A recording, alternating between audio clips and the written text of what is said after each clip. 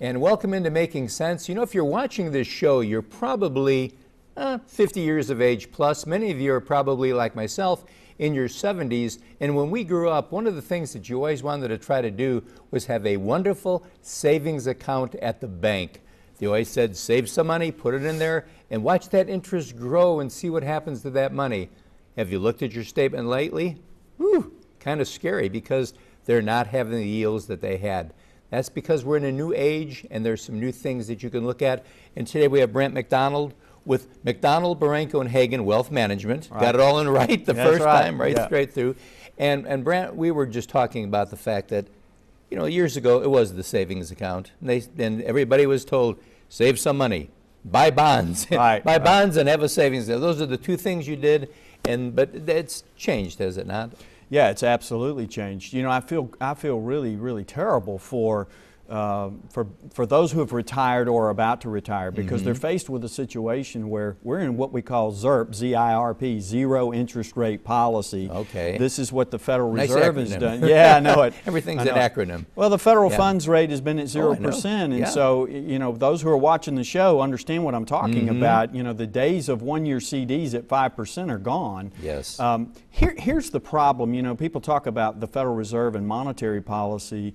You know, the Fed has embarked on all this QE program. Of course, it's just now ended at the end of last year. But with 0% interest, they're creating what we fear are maybe some asset bubbles or some what we call capital dislocations. A better way to put it would be to say it's people, and not just individuals, but institutions as well, are being forced to do things with their capital that they normally wouldn't do otherwise. Okay? So you feel like you're sort of withering up and dying when you're holding cash earning effectively 0%. Right.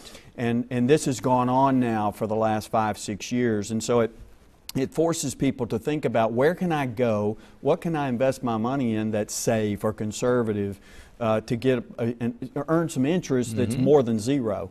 And what we've seen is a humongous explosion in various products and product sales, whether they be variable annuities, fixed annuities, equity indexed annuities, alternative investments like business development companies or non-traded real estate investment trust, even publicly traded real estate investment trust.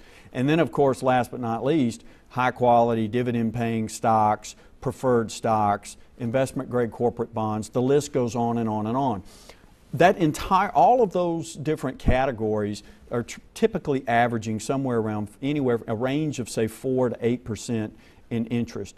In my world, we quote those yields as a spread over the risk-free rate. Okay. So, you know, when you had those one-year CD rates at 5%, if you bought a bond that was paying 13 or 14%, you were in an incredible spread over the risk-free rate. That's the same thing today. It's just that everyone has been so accustomed to the 5%, you know, 5-6 years ago, that now 5% is the old days sort of high risk yield. And that's what most people don't think about. My fear is that there are a lot of people out there that have been sold products in the wrong way. Rather than being a buyer or an investor or really understanding the intricate details of what they're getting involved in, they're just sort of blindly going into these investments for this higher yield, and they don't really understand the risk or what can happen when things normalize down the road. And so one of the great things that we've tried to do over the last several years is really help educate the public, whether it's through the radio show that I'm on every afternoon, or through our articles that we write in Boom, or on the television show. We really are big and very passionate about educating the consumer in terms of, you know, sort of those landmines to try to avoid. There are some great and wonderful products out there that have been created. The problem, though, again, is that I find that annuities, for example, are vastly misunderstood.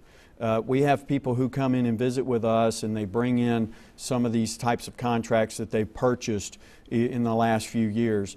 And when they try to articulate to us why they did it, we quickly realize, more often than not, that they really did not understand at all what they just bought. And so then we have to sit down and dissect that product and explain to them exactly what the risks are, what the opportunities are, and help them better understand what they did exactly. And then once they've done that, then they realize, well, maybe this wasn't exactly what we should have done. Now, that's not to say that everyone does that, but we're finding that more often than not. Absolutely. And so our clear message to especially seniors out there is to tread very, very carefully in this product market. Be sure that you're working with someone who is properly aligned with your interest, with your risk profile, and what your goals and objectives are. And I would say also, oh, by the way, to these seniors, it's probably a very good idea to not have just one person in total control of your financial life. You know, we are big, huge advocates of having a team of professionals that work around you, where you're in the center. And there's some accountability, and you see professionals that are looking over each other's shoulder.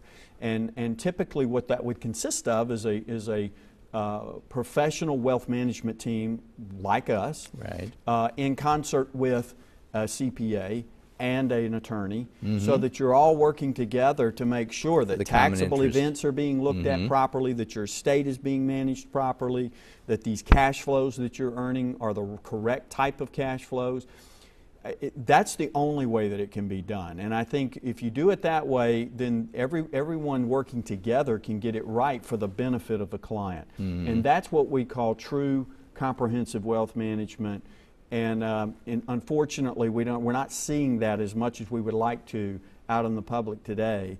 And so I think that with our clients, it resonates well, and it's a great message, you know, to deliver to the local community that, hey, this is time for you to take ownership of your situation. If you don't understand why you own what you own, if you don't really know what you own, you need to get with a professional and figure that out. Good. So, well, listen, we appreciate you coming on. We're going to get you back because 2015 is going to be kind of an interesting year, to say the least. Yes, absolutely. And we'll do it. And just remember, as Brent was saying, it's kind of like when you buy an automobile, you want to buy the whole car.